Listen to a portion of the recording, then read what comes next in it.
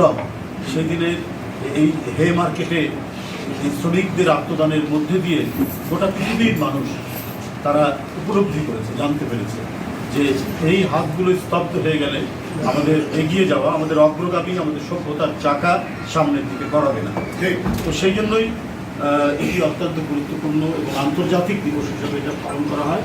বাংলাদেশের বিভিন্ন শ্রমিক সংগঠন এই দিবসটি পালন করে। জাতীয়তাবাদী শ্রমিক দল আমরা যখন ছাত্র তখন থেকেই দেখে এসেছি বেশ বর্ণাঢ্যভাবে এই দিবসটি তারা পালন করে। অতএব এখানে যারা উপস্থিত রয়েছেন প্রত্যেকেই অত্যন্ত অভিজ্ঞ মানুষ এবং পয়লা মেয়ের যে তাৎপর্য এটি সামনে রেখে তারা এর আগেও নানাবিধ কর্মসূচি তারা গ্রহণ করেছিলেন এবং পালন করেছেন। তো সেই অভিজ্ঞতা থেকে তারা নিশ্চয়ই এবারও পয়লা মে এই গণতন্ত্র হরণের এই দেশে, বাক স্বাধীনতা হরণের এই দেশে, অবাধ এবং সুষ্ঠু নির্বাচন হরণের এই দেশে এই শ্রমিক দিবস পালন করা, আন্তর্জাতিক শ্রমিক দিবস পালন করা অত্যন্ত গুরুত্বপূর্ণ।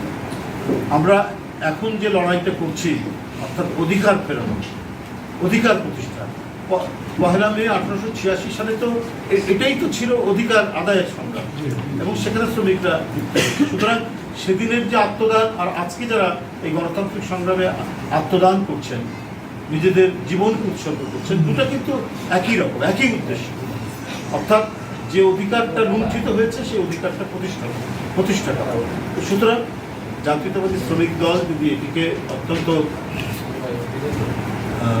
যথাযোগ্য মর্যাদায় এবং সামগ্রিক শক্তি বিনিয়োগ করে উদযাপন করা যায় এই রাজনীতিহীন শূন্য অবস্থায়, তাহলে আমার মনে হয় যে রাজনৈতিক অঙ্গনে এবং বিশেষ করে গণতন্ত্রকামী যারা মানুষ তাদের মধ্যে একটা চাঞ্চল্যের তৈরি হবে, তারা উদ্বুদ্ধ হবে।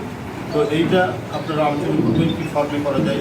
ভাই যারা কয়েকদিন ধরেই আমাদেরকে বলছিলেন বা আপনারা আলোচনা করছেন, জাতীয়তাবাদী শ্রমিক দল শুধুমাত্র নিজের শক্তি সামর্থ্য অনুযায়ী চারিদিকে সংগঠিত করে তারা যদি প্রায় লাখখানিক লোকে যদি এখানে জমায়েত করতে পারেন, তাহলে এইটা হবে একটা মানে এমনি সাধারণ ঘটনা নয়, এটা একটা ঐতিহাসিক ঘটনা হিসাবে বিবেচিত হবে। সেটা একটা করতে পারেন। আবার এদিকে যদি বিএনপি সাপোর্ট লাগে সেটাও আপনারা আলোচনা করে খুব দ্রুত, আর সময় নাই, আজকে তো বোধহয় 23 তারিখ। সুতরাং আপনাদের সিদ্ধান্ত গ্রহণ করে আপনারা কাজে নেমে করতে হবে।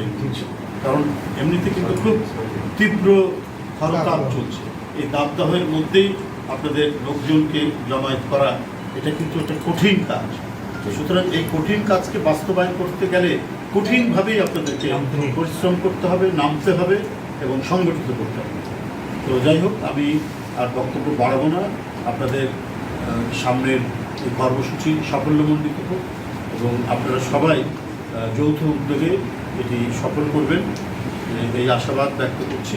আর যে কোনো কঠিন পরিস্থিতির মুখোমুখি হয়ে মানুষের যদি ঐকান্তিক ইচ্ছা থাকে তাহলে যে কোনো কঠিন কাজ করা কিন্তু খুব একটা কঠিন হয় না। তো আমার মনে হয় যে সেই দিকটি চিন্তা করে আপনারা এখন থেকে নেমে গেলে করে বাস্তবায়ন করা সম্ভব। আপনাদের সকলকে আমি ধন্যবাদ জানাচ্ছি। ইনশাল্লাহ পয়লা মের দিন আবার সকলের সাথে দেখা হবে এবং একটি মানে আমি বলবো যে একটা বিশাল দেশের মধ্যে সারা জাগানো একটা শ্রমিক সভা এখানে হবে।